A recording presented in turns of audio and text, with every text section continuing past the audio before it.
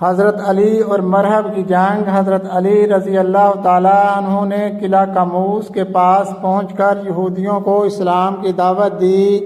لیکن انہوں نے اس دعوت کا جواب اینٹ پتھر اور تیر و تلوار سے دیا، اور قلعہ کا رئیس اعظم مرہب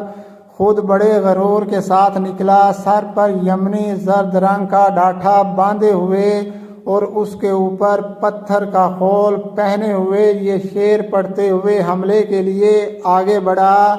خیبر خوب جانتا ہے کہ میں مرہب ہوں، اسلحہ پوش ہوں، بہت ہی بہادر اور تجربہ کار ہوں۔ حضرت علی رضی اللہ تعالیٰ عنہ نے اس کے جواب میں یہ شعر پڑھا، میں وہ ہوں کہ میری ماں نے میرا نام حیدر شیر رکھا ہے، میں شیر کی طرح ہیبت ناک ہوں۔ مرہب نے بڑے تم تراک کے ساتھ آگے بڑھ کر حضرت علی رضی اللہ تعالیٰ عنہ پر تلوار سے وار کیا، مگر آپ نے ایسا پینتھرا بدلا کہ مرہب کا وار خالی گیا۔ پھر آپ نے آگے بڑھ کر اس کے سر پر اس زور سے تلوار ماری کہ ایک ہی ضرب سے خول کٹا اور ذوالفقار حیدری سر کو کاٹتی ہوئی دانتوں تک اتر آئی، اور تلوار کی مار کا تراکہ فوج تک پہنچا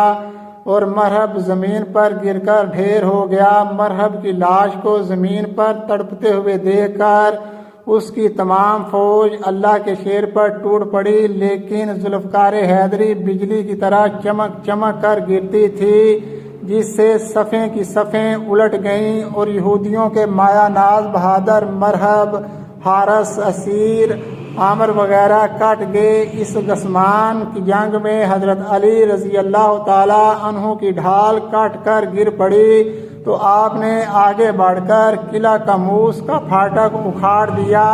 اور کواڑ کو ڈھال بنا کر اس پر دشمنوں کی تلواریں روکتے رہے۔ یہ کواڑ اتنا بڑا اور وزنی تھا کہ بعد میں 40 آدمی اس کو نہ اٹھا سکے۔ جنگ جاری تھی کہ حضرت علی رضی اللہ تعالیٰ عنہ نے کمال شجاعت کے ساتھ لڑتے ہوئے خیبر کو فتح کر لیا، اور نبی صلی اللہ علیہ وسلم کا فرمان صداقت کا نشان بن کر فضاؤں میں لہرانے لگا کہ کل میں اس آدمی کو جھنڈا دوں گا جس کے ہاتھ پر اللہ تعالیٰ فتح دے گا، وہ اللہ اور رسول کا محب بھی ہے اور اللہ اور رسول کا محبوب بھی ہے، اور بلا شبہ اللہ تعالیٰ نے آپ کے ہاتھ سے خیبر کی فتح عطا فرمائی، اور قیامت تک کے لیے